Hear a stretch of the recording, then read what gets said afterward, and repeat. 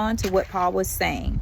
And not only did she take it upon herself to be baptized, but she also baptized her entire household. Her whole household was led by this woman. So she provided a household of encouragement, a household of courage, a household of obedience, because in that moment she could have very well listened, understood, but then chose to do something different. She did not do these things. Instead, she was obedient. She walked in her faith courageously, and her household was saved because of that account.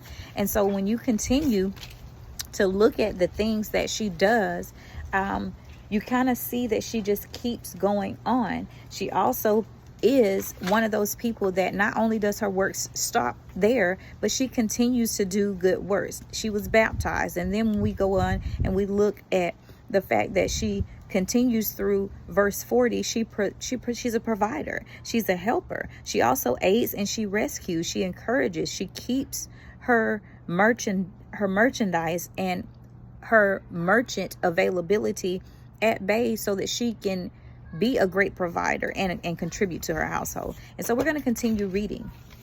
And it says, the whole assembly became silent and listened to Barnabas and Paul described all the signs and wonders the Almighty had done through them among the Gentiles.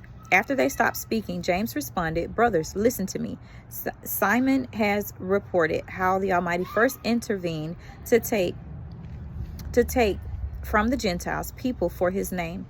And the words of the prophets agree with this, as it is written, after these things I return and rebuild David's fallen tent. I will rebuild its ruins and set it up again, so that the rest of humanity may seek the Almighty, even all the Gentiles who are called by my name, declares the Almighty, who makes these things known from long ago. Therefore, in my judgment, we should not cause difficulties for those among the Gentiles who turn to the Almighty, but instead we shall write them to abstain from things polluted by idols, from sexual immorality, from eating anything that has been strangled, and from blood. From since ancient times, Moses has had those who proclaim with him in every city, and every Sabbath day he is read aloud in the synagogues. So even just up to that portion at verse 21, you see the continued teachings of those that were there in that moment delivering the message. So the things that were being taught to her was to uphold the Sabbath day, to do these things, to teach the commandments, to teach the things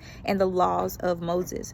And so then in verse 22, it continues as far as it goes with the teachings. So the letter continues in verse 22. Then the apostles and the elders with the whole church decided to select men who were among them and to send them to Antioch.